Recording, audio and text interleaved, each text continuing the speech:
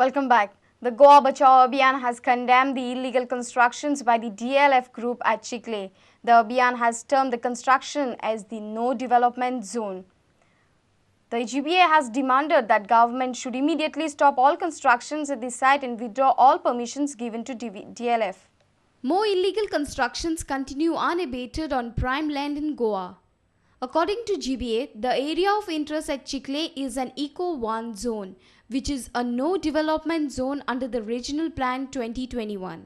Convener of Goa Bachao Abhiyan Sabina Martins stated that the DLF group has started construction stating permissions under the deemed clause. As far as the permissions are concerned, the matter went to the PDA. For 3 months, PDA did not do anything.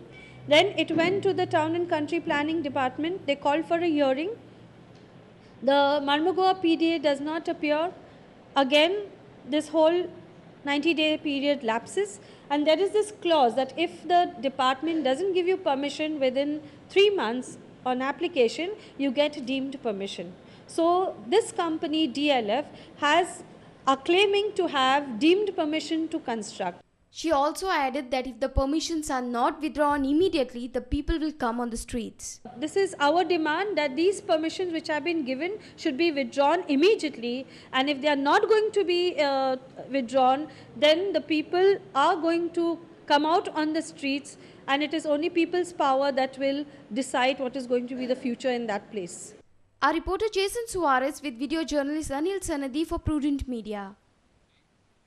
Manohar Parrikar has alleged that the scamster in the limelight Madhu Koda has his links in Goa. Parrikar has said that roots of Koda's scam go as deep as Goa. He has hinted that Koda's links in the state will be clear in the course of the investigation. Former Chief Minister of Jharkhand Madhu Koda is alleged to have amassed assets worth rupees 4,000 crore. Koda is also alleged to be a part of money laundering scam that goes over rupees 2,500 crores. On Friday, documents were recovered by income tax officials in Ranchi that has names of many politicians who were benefited in Koda's money laundering scam.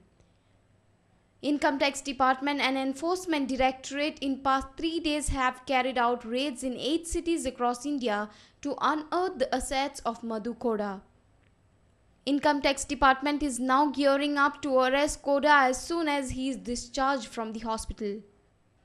Here in Goa, Manohar Parrikar added a new twist in Koda's tale. Manohar Parrikar has hinted Koda's links with Goa.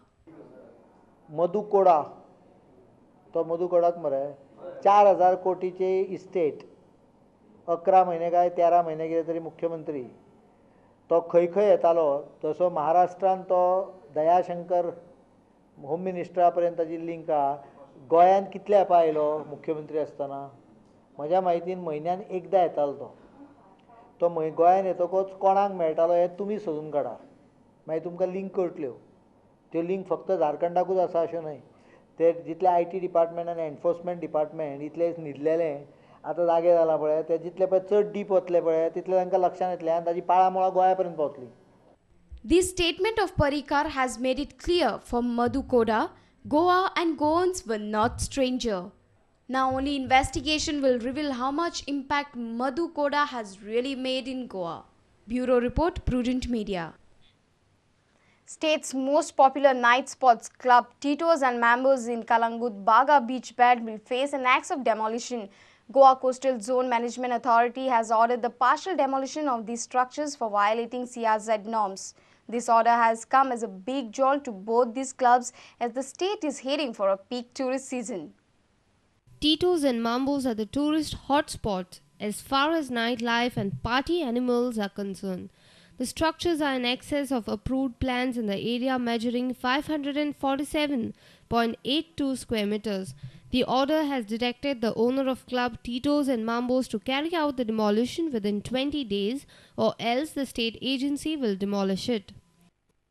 The order reads, by the virtue of powers delegated to DCZMA under Section 5 of Environment Act 1986, David Andrew D'Souza and Lucille D'Souza are hereby directed to remove all the structures which are found to be in excess of the GSCCE plan of 1990 to 1996, which is identified to be an area of 547.82 square meters, and also the plinth area structures, Kadapa tiles at ground level, concrete steps, which is not in accordance with the GSCCE plan, and also other structures that are not approved within 20 days from the date of receipt of this order, failing which the GCZMA will issue directions to appropriate authority to demolish the same without any further notice and recover the cost towards the demolition from them.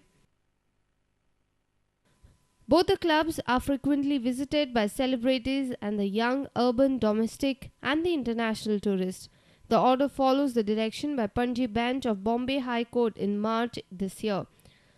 The court was hearing a petition by Ravindra Jana, who had alleged the illegalities. The owner of the clubs have refused to comment on the issue. A reporter from Kalangur, Shamsundar Fatte for Prudent Media.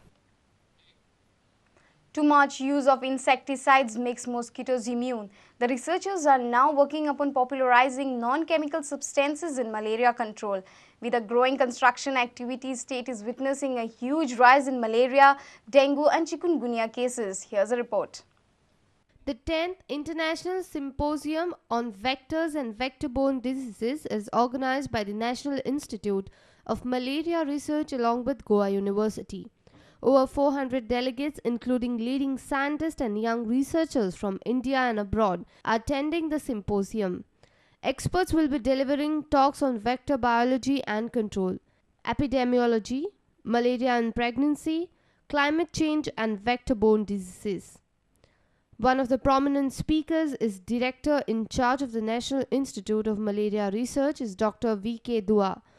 Dr. Dua is in Goa to present a talk on use of insecticidal properties of plant.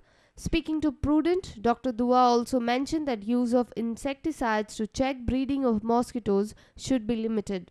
We should give minimum load to the chemicals, insecticides. The reason is because they may have it, there are two things. One is they may have some side effects. Second thing is they should be very effective. Suppose if you keep on using the same insecticide, they may reduce the impact. So you should use only the insecticides when they are most effective, when it is really required. So if it is required, then you use it, particularly in the emergencies. Particularly certain area is there where you're getting high incidence. So there the best tool is that you just control it, malaria or any vector-borne disease immediately.